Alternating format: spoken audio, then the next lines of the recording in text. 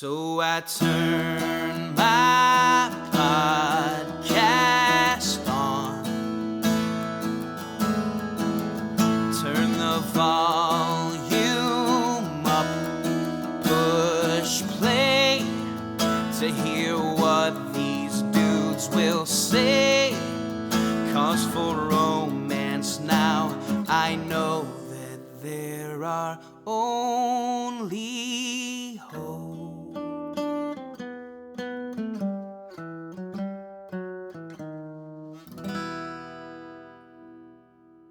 Welcome, one and all, to another Talk to Remember. My name is Mikey Blagg, and I just want to say I am so sorry for how I've acted and behaved on this thing. And I just want to say, as myself, Mikey Blagg, like Taylor, you are the greatest person I know. Brandon, I don't deserve to have you as a roommate. And Bradley, oh my gosh, the fact that I get to be on a podcast with you is incredible. You're in for a great show. A Talk to Remember. Taylor Anthony, take it away. You know, I'm not even offended by this because I think it would make the world a better place if at least one day everybody got the chance to wake up and know what it was like to be me. So you're welcome, my friend. So I'm at my parents' house, and I thought it would just be hilarious to do that intro. And in the middle of it, no one was laughing, but I was laughing. Going to give you nothing. Yeah. Hey, everybody, I'm Brandon. This is another episode. I guess, Mikey, you want to take it from here? I don't know. Yeah. So this week, like we said, we got away from the movies, and it's not necessarily a draft either. But I don't know if I know exactly how to describe this. What would you guys say that this is? Like, how would we explain what's about to happen here? I don't know that I'm the man for this. I hope someone explains it, because I don't know if I know what we're doing either. All right, so I'll try. I'll try my best. First of all, Brandon, thank you. I felt very encouraged. My cup was filled by your intro, so thank you. So basically, we're doing movies sometimes, we're doing drafts, and then we're doing something random. This is under the category of something random. And so what we thought would be fun, well, first off, R.I.P. Nathan. You know, he's not dead, but he is not in this podcast. So we're doing this in his honor a little bit. But somewhere in another country, he is rocking the hat, folks. Yeah, he is wearing got the brotherhood hat, traveling hat. He's we doing hope to his hear part. Some fun stories. Absolutely. So what we're doing today is, once again, we're trying to put the man in romance in kind of a random form. So each of us have picked an actor that we deem very talented.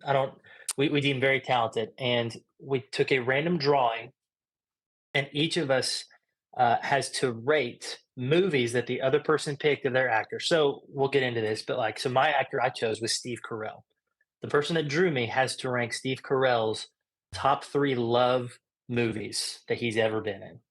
And then I will have my own list, and we will compare. So this is basically a random time where we get to see how well we know each other's actor, and we can basically argue on whose list is best. And we do not have classic love actors. We have some reaches. We're going to think outside the box. We don't even have classic actors for a lot of these. So this should be a fun one for sure. Just to clarify for the listeners, this is not romance. This is love. Yes. You can think outside the box on this because we all had to. Also, let's stress that it's actors. Like, you're not going to hear any actresses because that may be a list somewhere down the line. It's all dudes today, and it's love. So Nate drew randomly. And so I believe the way it's going to go is I'm going to guess Brandon. Brandon's got Bradley. Bradley's got Taylor. And then Taylor's going to lose when he tries to guess mine. And so I think we should just jump right into this. What do you guys think? One question about the rules. So I should have ranked mine from 1, 2, and 3, correct? Yeah, right. Okay, good. I'm ready. Now, okay, last thing before we start. Should I, for Brandon, I'm going to do Brandon. Will I do all 3 of mine and why I think before he does his rebuttal? Or I'll go number 1 and he's going to be like, no, this is number 1. What do we think? How should we do this? I think we go just list by list. All right. Well, Brandon, who was your actor? And why did you pick this guy, maybe? Okay, my actor was Ben Stiller, um, and I picked him because I think he's super underrated, and I mean, certain movies I think he's ridiculous, but some movies I just think he's really quirky and hilarious, and, I think he's awesome in Heavyweights, hint, hint, Yeah. Oh, I so know. that's it. I love him. I mean, the dude, he's a terrible guy at fat camp, but gosh, I love that movie. The scene where all the kids eat a bunch of junk food while they chain him up in a barn or a dude, I wish I could live that. Like, except not chain somebody, just gorge. Anyway, back to you, All MB. right. So yes, so I'll be guessing the Ben Stiller movies. Now this is where it's going to be different. I'm just going to be straight with you guys. I'm doing this. I don't know how you guys are doing your lists, but I tried to get into the head of a Bite. Oh And so these gosh. might not necessarily be the way that I would personally rank these, but these are the way that I think he would personally rank Ben Stiller's movies. And so that's what I did here. And so for number one, I have heard him talk about this movie many, many times. And it's a love story, sure, but it's also about getting the love of the family so that you can be a part of that love story. And so I think for number one, Brandon picked Meet the Parents. Um, he, I, maybe it's, I can't remember if he said Meet the Parents or Meet the Fockers, but I'm pretty sure it's always been Meet the Parents. And so that is what I think he's going to do number one, which I think is a great choice. It's a good movie. Number two is my personal favorite Ben Stiller movie. Right back there on the wall, it is Walter Mitty, The Secret Life of Walter Mitty. It is a love, like there is a love story with him and Kristen Wiig, who I'm going to be honest, like I've been in love with her since God knows how long. But two, it's also just like a love story of like life, like finding adventure, going out there, figuring out who you are. It's, if you haven't seen it, it might be my favorite movie. The more I think about it, it is a great, great movie. It's up there. It's top five, and there's no question. And then number three, I have a tie. I know you guys are going to be like, oh, that's not fair. But when I explain it, you're going to understand. And it is because they are two completely different movies, but Ben Stiller is 100% playing the same character in both. And that is Heavyweights / Dodgeball, where it is a man and his love for fitness / himself. It's same character in both movies. And so I think, I'm pretty sure that if I didn't hit all three of those, I've gotten 2 out of 3. Brandon, let me know. All right, you're 0 for 3. Number one was Zoolander. No, I'm just kidding. I knew it. That's not true. It stinks because Mikey and me talk movies a lot, and Mikey. So everybody who doesn't know Michael Blagg, or MB as I affectionately call him, He's never called me that, not once it, in our oh, lives. all right, MB, whatever. Um, he is a good, like, he's a pretty good listener, actually. It's actually decent quality of his. But I will say, I freaking love Meet the Parents, and that most certainly is my number one. That movie is so funny, and all just the quirks and the things where you just don't connect. And I've never been in a serious relationship, honestly. So I've never really, like, I've met a family, but I've never like been in the point where I'm going to get married. But I have seen in other people's lives how hard the in-laws are, and it's just so funny to me. Like, Ben Stiller's trying to make the best impression, and Robert De Niro, like, he's supposed to be like some flower guy. He's actually in the CIA. He doesn't trust Ben Stiller at all. Ben Stiller just isn't like this. Just movie, to be honest, just it's the little things that are funny to me in his personality. I think he does comedy in such a clever way because I mean he has other movies like a Dodgeball or a Heavyweights where he's so over the top, but in this movie, I mean it's definitely a comedy all the way, but it's so funny. But he really does love this woman, but he almost gets to the point where he's like, man, I don't know where to turn with this. Like this is so like I don't fit in with his family. Like they've got to accept me. Like they're killing this thing, and to see how how she kind of defends him and like she kind of sticks by like Ben Stiller. I think it's super cool, but it's so funny. If you haven't seen me, I think comedies in the '90s and early 2000s are so underrated. I actually watched Along Came Polly today, and hilarious. Like they just don't make them like this anymore. So, if you're an executive in Hollywood listening to this, y'all really need to get back to that because I know you are. Um, so that's one. Two, um, it is Secret Life of Walter Mitty. Yes. So in terms of like my rankings, I would put Walter Mitty like, and if you just did like Brandon, what's a favorite top five movie list? I would put that in my top five. I wouldn't put Meet the Parents, although Meet the Parents way up there. But I love Walter Mitty because he lacks a lot of confidence, especially with, women. And I have experienced that in my life, and he's so awkward. But he goes on this crazy journey of like kind of discovering himself and like finding this whole other side that did exist. And a lot of it died when his dad passed away. Spoiler alert. But it's super creative, beautiful shots. But like, man, like just this self discovery and seeing the complexities of all that is Walter Mitty is so amazing. And honestly, I've kind of experienced a lot of that over the last year and a half for me, and it kind of continues. But I think it's just a personal thing, honestly. And then Kristen Wiig is really funny in that movie, and she's just so like kind of quiet but awkward. So again, I'm not normally drawn to like kind of quirky, but I am when it's Ben Stiller and Kristen Wiig, so they're phenomenal. I will have to say, MB did not get my final one. Is it Along Came Polly that you watched today? I was between that one and another one. Oh. But there's something about Mary. Ah. I know Mikey introduced me. MB introduced me to that movie, and so it's what is are they called? Are they called the Farley brothers?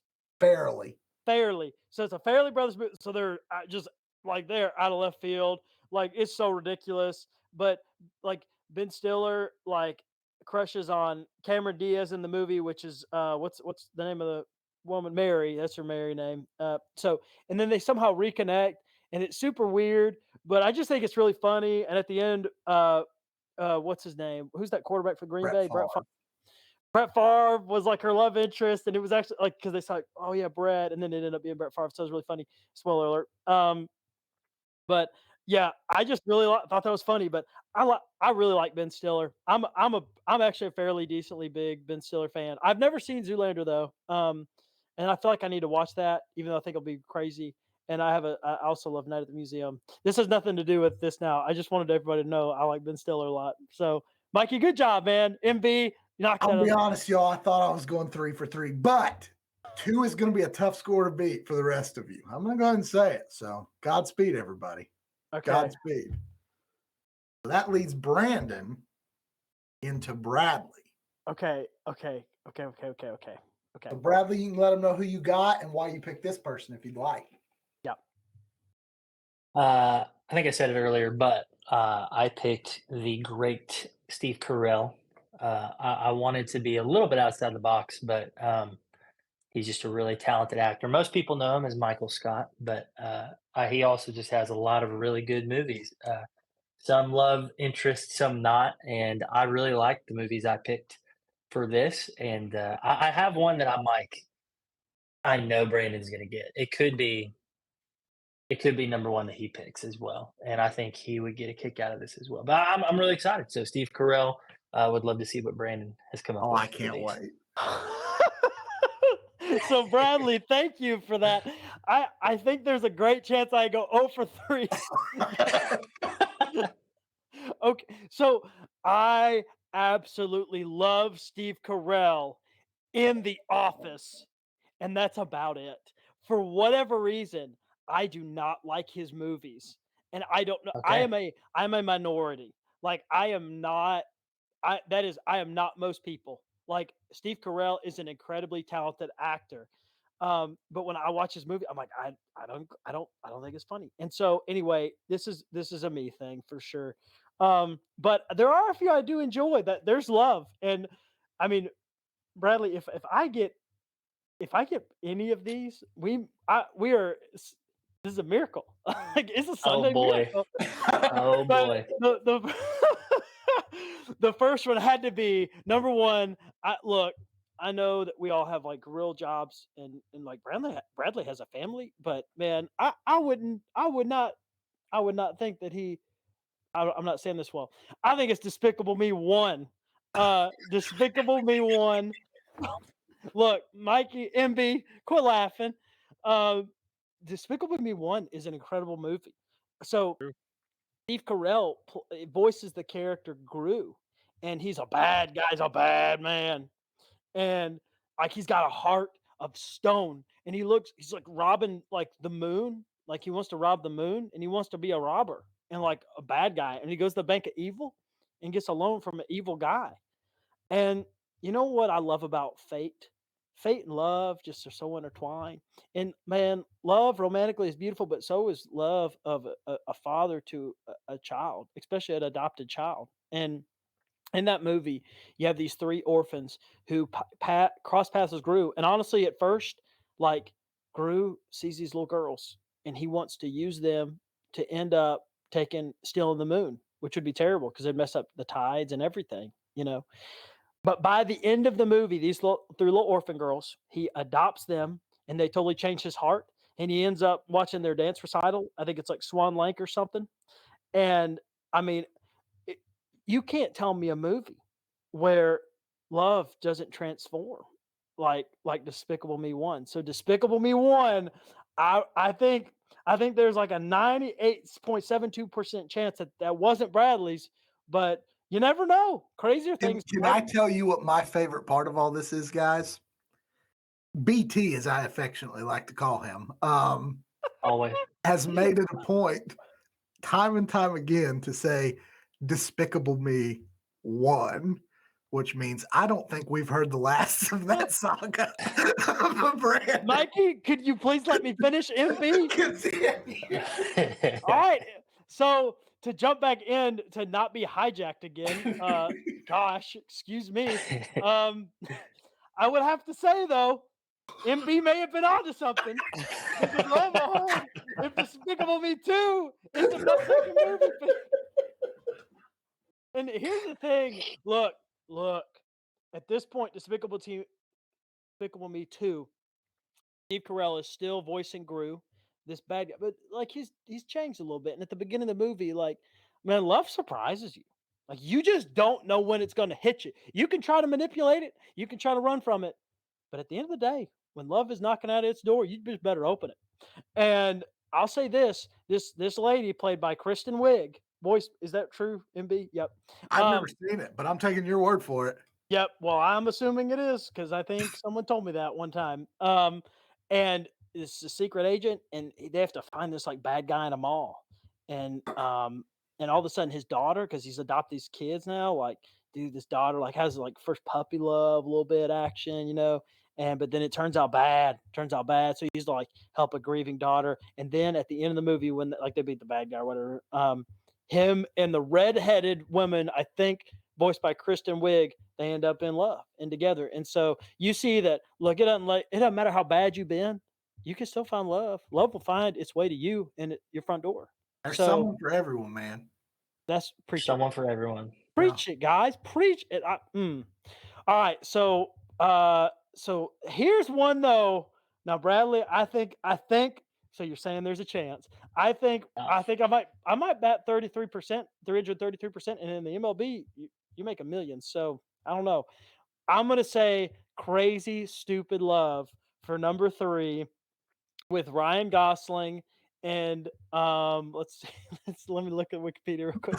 Emma Stone. Emma Stone, and his love interest is Julianne Moore. Yeah, and Kevin Bacon's in it too. Who'd have thought? And I saw this movie once, and I just thought Steve Carell did a great job. And at the beginning, his wife wants a divorce, and at the end, I don't think she does. I think I'm thinking of the right movie. There's another one called Date Night, but this is not Date Night. This is Crazy Stupid Love. But I think it's cool because like Ryan Gosling's like telling him how to be like a love. This is why I like this movie. I'm remembering now. Look, he teaches Steve Carell how to be kind of like a player. Like Steve Carell's not super confident. All of a sudden, he's like this, like he's picking up ladies or whatever, doing his thing. And then by the end, you don't want that. And I think that's really cool. Like, because you can try to fake love, and but it's all about just building a deep relationship with one woman for your whole life. That's sweet. That's some sweet music right there that you can't duplicate. And Crazy Stupid Love. So I've talked way too much already during this podcast. Bradley, let's see how I My did. favorite, before Bradley gets into his, my favorite part of Brandon's list is it goes Despicable Me 1, Despicable Me 2, and then he thinks apparently 3 and Minions are garbage because they can't come in this list.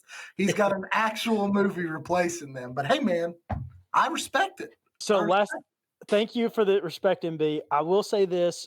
Only reason why I didn't put Despicable Me 3, I haven't seen it yet, and I am got to get on that. So Okay, all right. Well, Bradley, did he get them all? So Brandon got 2/3 of them correct. No! Great job, Brandon. You No. did. Which you kind of got all 3. So let me just go through this list, and this is really funny. I just want to tell you what my notes say. If I could screen share, I would.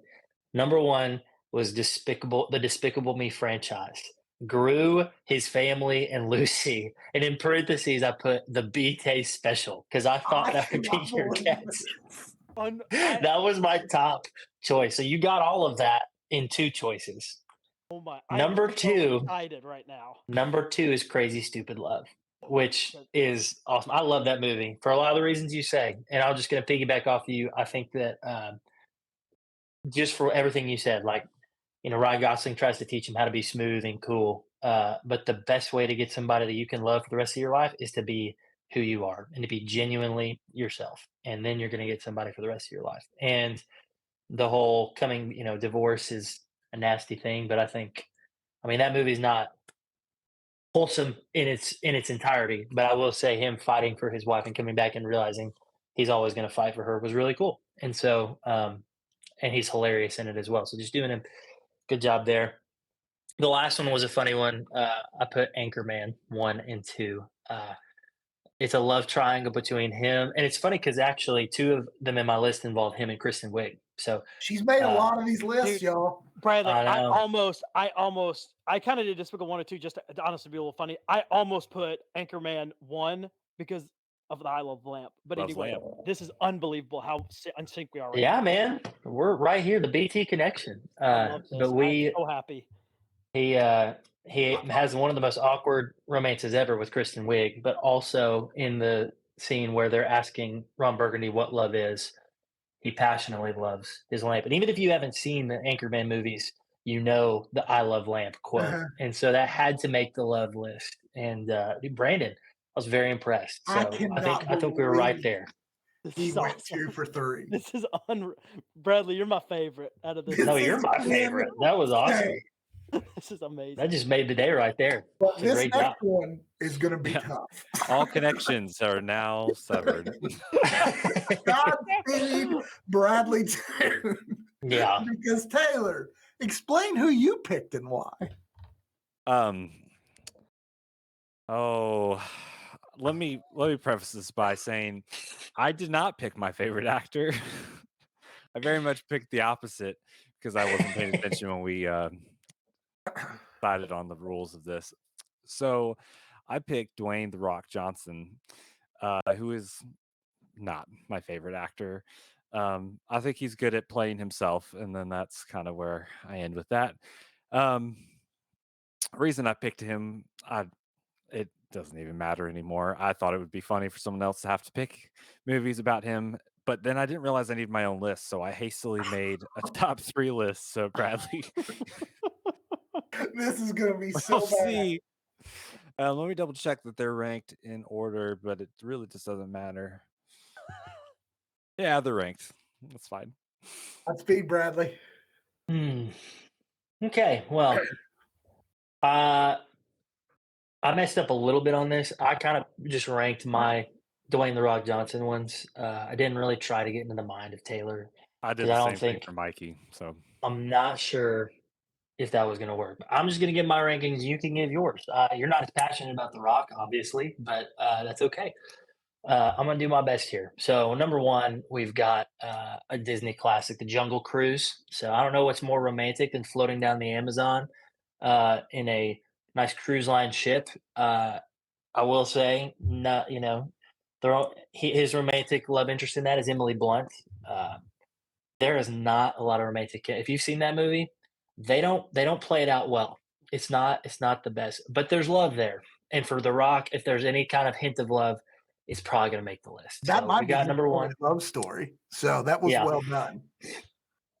and you can look at the Amazon and different aspects of that. There's if you look deep enough, you can find some romanticism in that. So anyway, Jungle Cruise number one. Number two, we have The Game Plan, another Disney classic. This is more of a love of a father and a daughter. So if you've never seen The Game Plan, The Rock is like a former or a football athlete, superstar, bachelor guy who finds out he has a daughter, and he needs to take care of her. And it's just a nice, whimsical story of how this super macho dude learns how to be tender and care for his young daughter. And it actually is very heartwarming and pretty good. You see a softer side of The Rock in that movie. So it takes up number two. And it wouldn't be a complete list without a Dwayne The Rock Johnson deep cut, number three, The Scorpion King. So if you've never seen The Scorpion King, you should, just for seeing The Rock with long hair, um, very oily, and it's they try to make it as epic as possible. And if you watch it today, it's pretty funny, and he's married in it, so he has to love that woman at some level. And so And Brendan there's Fraser. our hey, and Brandon Fraser's in it, and he's it's a whole franchise thing, but there's my reach for The Rock. I try to do as good as I can, but just Before even if you Google image Scorpion King and just look at The Rock, I think that'll suffice. So if before I just Taylor got you to do speaks, that, then this podcast has been a win. before he speaks, Bradley, I want to commend you because your number 1 and 2 are 100% what he should have picked. The problem is Taylor, I don't know, has ever seen a Rock movie. And so what he is going to say is nothing compared to what you picked. Well, I did my best. I mean, you can honorable mentions real quick. Honorable mentions are any Fast and Furious movie he's in. Just I don't know if Taylor put that in, but I just wanted to say I thought about it. So go ahead, Taylor. Okay. There wasn't a lot of overlap. Dang. Sorry. It's okay. So I guess I'll start with number 3 and work my way up just for kicks and giggles here. Number 3, I had Moana, because it's kind of a love story between a man and himself, which seems to fit the wrestling reality there. I'm going to move on from that one, mostly because I don't remember it much. But Nice. to be honest, Brandon, you talk about being the minority. I wasn't a huge Moana fan. Like, okay, it was fine, but I felt that way about the last 10 Disney films. So, second, you were close with your honorable mention. I put Fast and Furious, Hobbs and Shaw, and I tried to pull a page out of BT's book. I don't think I've watched this movie, and I'm assuming that it's a love story between two guys who just really like each other as they work, and that's why I picked it. And last but not least, this is legitimately one of my favorite comedies. I think it is my brother's favorite comedy, period. I think this movie's brilliant, and I do really love his role in it, but he doesn't star in it. But I picked The Other Guys. It's a love story between a city and its heroes, however short-lived. Deep. The fact that they got Samuel L. Jackson and him to be in it for my like God. 15 minutes, brilliant. Brilliant. It really was. That's a for the great bushes. pick, Taylor. Man, I should have thought of that one. That's one of my all-time favorite comedies as well. So good I job. almost picked The Mummy Returns. I forgot about Scorpion King, but I remember he plays Scorpion King briefly in Mummy Returns.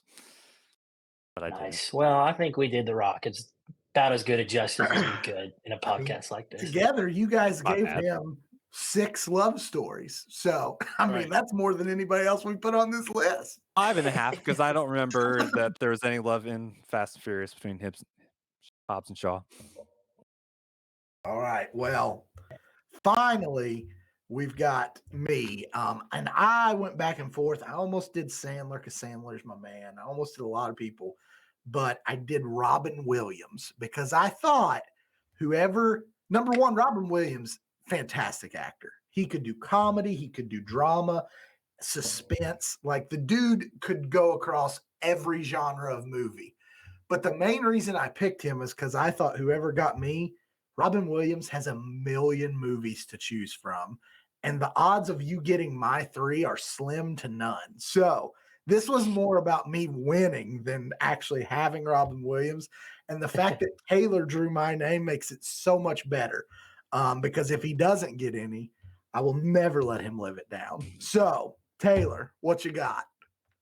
Okay, there were lots of options.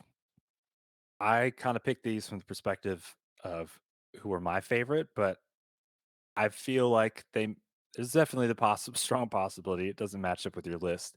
However, I do feel strongly that you will appreciate all of these films. I'm not going to appreciate anything you say. Go ahead. Fine. All right.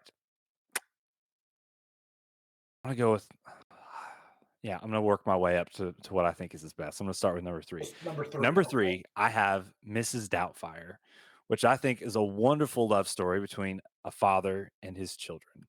Obviously, there's a story of divorce, and then he's trying to get his life together so he doesn't lose custody of his kids, and he poses as an English nanny to somehow spend more time with the kids, and the hijinks goes from there. Um, Also, I think one of my favorite movies of his. It's up there.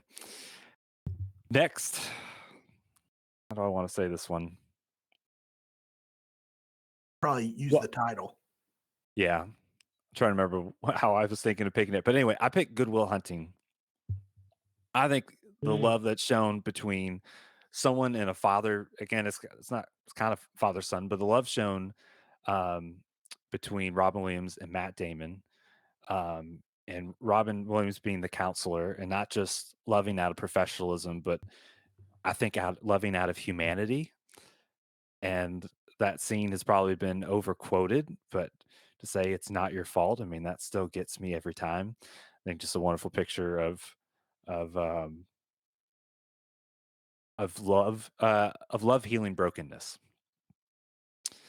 And then last but certainly not least, in fact, I'm saying it might be the best, I picked Patch Adams.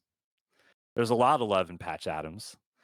I think there's a really nice love story between Patch and the blonde girl that he was in love with, whose name I can't remember, both actress or character. There's the love he has for children, and that also is his love for his profession. And I'm going to stick with that. All right, I'm going to be honest with you guys. I picked a list of 5. My plan was that if he got any of mine, I was going to substitute these others in just to make him look like a complete idiot. And so 4 and 5 were I'm just giving you my honorable mentions.